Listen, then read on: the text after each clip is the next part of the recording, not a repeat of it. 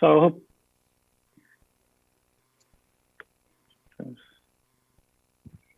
Do you hear me? Yeah.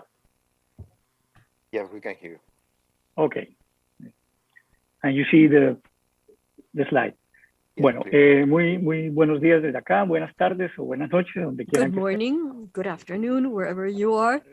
It is a pleasure to be in this event. I have been part of the planning group of the UN decade. Some colleagues here have also joined this adventure. It's a marvelous adventure to try to first convince humanity about the significance of having a healthy ocean for our future, for the future of all mankind. And I would call on all of you so that everyone in the planet should come together to confront this last opportunity that we have as human beings and change our attitude towards oceans and change the practices that are killing the future of a healthy ocean. And finally, I really want to call on people in the world to seek a better transition for carrying the oceans for a healthier, more productive, safer planet with better opportunities for all. The internal group of planning for the ocean of the UN decade right now, we have the responsibility, or they have the responsibility, to provoke the moment that we need with all the entities and agencies, everybody who's come to an agreement with the UN to achieve what we call the SDGs or rather the objectives of the UN decade, to have alliances and partnerships. And I emphasize that because these are focused on having a group of countries, a group of people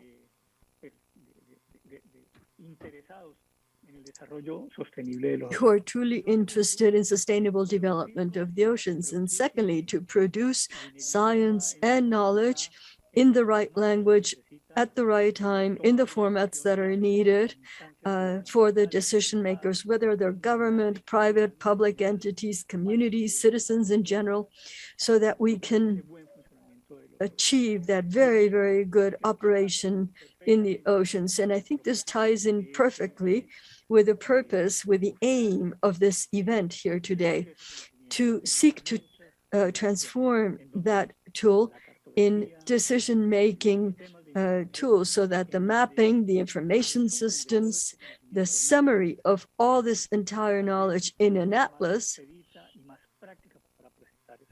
makes it much more expeditious to be able to present this information and have it at hand.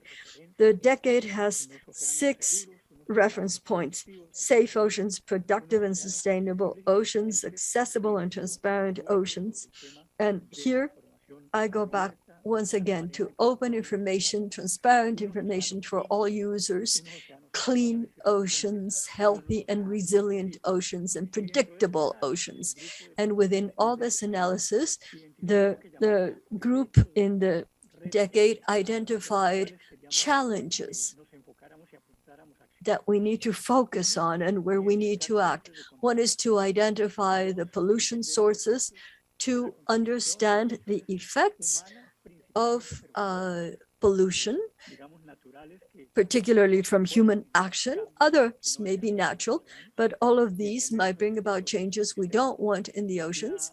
And we need to understand the impact on the ecosystems, then the sustainability for food provision, the knowledge and innovation, and the equal knowledge and innovation of all the information that is there. The understanding of the relationship between ocean and climate. And of course, this has to do with climate change. All the transformations that we see that are taking place in communities, in coastal areas, and different phenomena in the oceans. We need to understand them. Then we have the warning systems for preparing communities so they can respond to those impacts that may be coming on the ocean and coastal areas. Then also setting up a system of permanent observation that will enable fast, speedy access to the information that is being generated on the oceans. Then the presentation mechanisms of this digital information.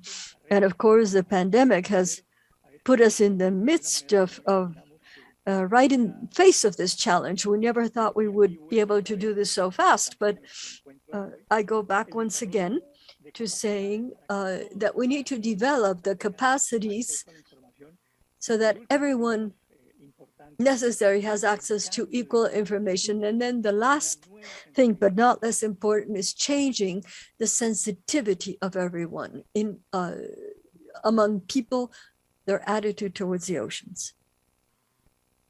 Be totally sensitive about that.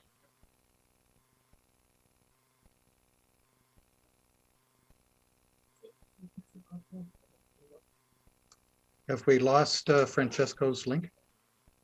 Creo I think we have no signal from Francisco.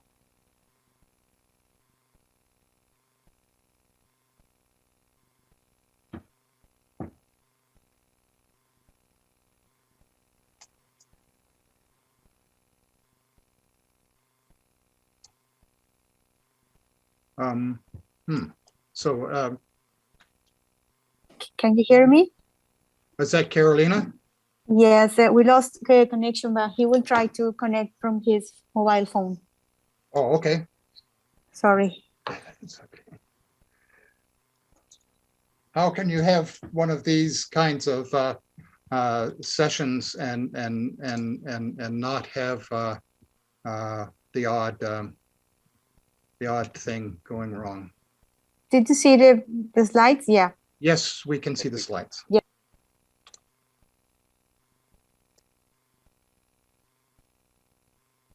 But we don't hear Francesco.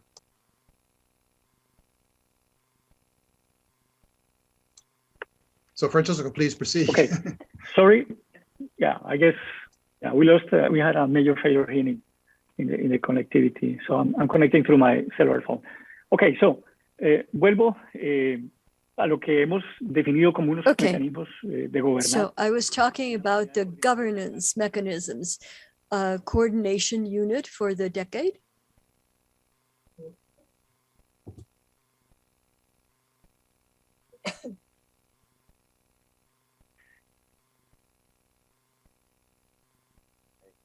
Have the same issue. Maybe Carolina, maybe if you are hearing us, we can use your computer. Carolina, tal vez si nos escuchas. Yes, I heard. Si escuchamos, se volvió a parar su conexión. Si hablas desde aquí. His connection keeps getting lost. Si pudieran a lo mejor utilizar la computadora que usted usa, Carolina. If you can use your computer, Carolina, please. I think that might make it a little bit more safer. The problem is I also lost connection. Okay, esperamos unos segunditos. Gracias. Vale. So let's wait a few seconds.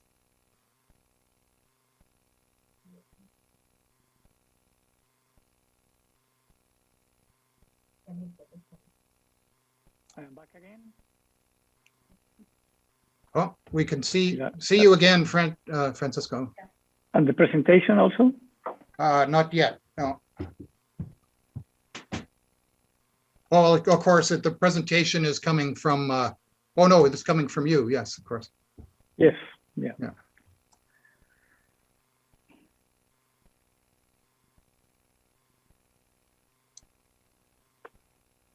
Maybe you could continue with just your voice for the. Oops, here it comes. There we go. Okay, seems it back. Ok. Bueno, estaba diciendo que uno de los retos I was saying that one of the main challenges is to truly have a response from the different countries through what we have proposed, that this becomes unified and that we have the national committees for the decade. We've made progress, but we still don't have everyone with a national committee. I think Martin will refer to this issue, providing the example of some of the strategies that we're fostering. Specifically, and I say this as an example,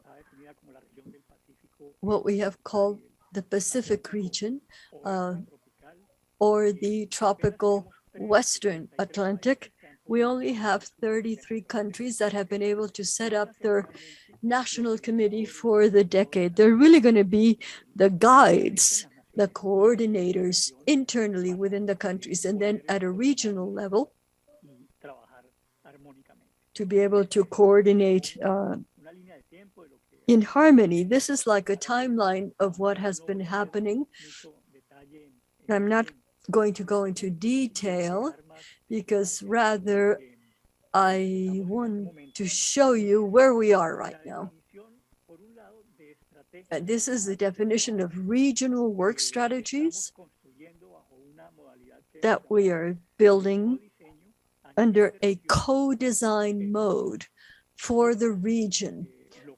Workshops, local workshops, again, for the region, in which actions, projects, and programs are being defined. And these are, of course, focused on the challenges for the decade, so that the region, in cooperation among the different stakeholders, and I emphasize this, interested stakeholders, these could be official agencies, public agencies, those who are interested, private businessmen. So I want to emphasize all this. We do have important business activities, private companies that are key users of the ocean, but that in their work, they hardly contribute. They contribute very little to sustaining the ocean. For example, in the production or exploitation of hydrocarbons or tourism. The health of the oceans depends on those activities, and then also fishing and fishing. So part of our strategy needs to begin to cover all this so that they can truly respond, not only as stakeholders, but as people who are significantly helping to develop the decade. And then there are other communities and actors who need to be part of this with a gender approach in which there is a clear effort to connect women and children to these strategies. Finally, the young researchers are the ones who are going to be in charge of the development, those who are at the top levels of education. At one point, we're going to have to pass the bar to these people who will be empowered and prepared. So there's a huge effort being undertaken there. And then finally, the whole issue of recognition of traditional knowledge, because that is one of the values that we have lost in the traditional approach to science. And this is this could be very, very important. We lost some time because of all the problems with connection, but I would like to mention 2 points before we go on to the discussion and the questions and give time to the colleagues. We hope that by 2030, we will have filled in critical gaps of information that will enable us to respond to the challenges that humanity faces. Finally, to foster actions at all different kinds of levels, And not only, as I said, in government entities, but among communities, social groups, students who traditionally have not been close to these issues. And then finally, to develop capacities worldwide. And here I would call it like an example of harmonization. Let me just point to two examples here in this exercise. One of the mechanisms and strategies was to listen to these calls for action so that programs and projects are presented on how to develop the decade and to foster these spaces of interaction so that society can become more and more involved. And in the first call to action that was launched in January of this year, and here is a summary, what I call the Decade Project, you can understand the balance between some regions in the planet in presenting projects. It's just a summary that has been given to us by the Intergovernmental Oceanographic Committee. And then finally, which is even more critical, the programs that have been presented. In color, you can see the different programs that have been not only presented, but adopted. And then in gray, you see the regions and countries that still have not presented any projects. Here we have a challenge we need to overcome so that the other regions of the planet that are underrepresented in terms of proposals, that there will be a call to action soon. And we hope to produce changes and in that spirit of collaboration and cooperation, generate dynamics to have the next map, the next atlas of projects that is enough covered by the rest of the regions. I'm going to finish here to open the floor to question. And I'm sorry about the connection issues. Greetings to you all. Thank you, Francesco. Do we have any questions in the chat? Not yet, we don't. Let me see. Not yet, we don't, Andy. Yes, I heard. Okay, sorry. Yeah. Okay, so the question I have for you, Francesco, is many of our participants here today may want to know how they could participate in the decade. So can you give them, I've shared the link to the decade website already. And you, could you just tell people how they could get involved in the decade? Gracias. Thank you, Andy. Yes. The general coordinating body of the decade is the Intergovernmental Oceanographic Commission. This is appointed by the United Nations systems. The decade is a strategy of the UN system that involves all the countries. And we do not only want to have the countries, but also industries and charities and communities in general. In general, all humanity should be involved in this. But this is done by the Intergovernmental Oceanographic Commission to establish national committees. Some countries have done this. We are creating materials to establish these national commissions. And in summary, our coordinating body is the Intergovernmental Oceanographic Commission led by Dr. Blamini. So this is a very efficient team behind a great team because of their work and their progress. And I could say that's the mechanism. In addition, we have these calls to action that are the core of the exercise to receive the ideas and the proposals, frame them and review them. And with that, develop partnerships, but also obtain resources and mechanisms of action for this to work. Thank you, Andy, Francesco. we have one question in the chat. Yes, I know. I don't think we have time to, but maybe Francesco could could answer that offline. If Francesco, if you do that, since we were to Martin and Leila, please.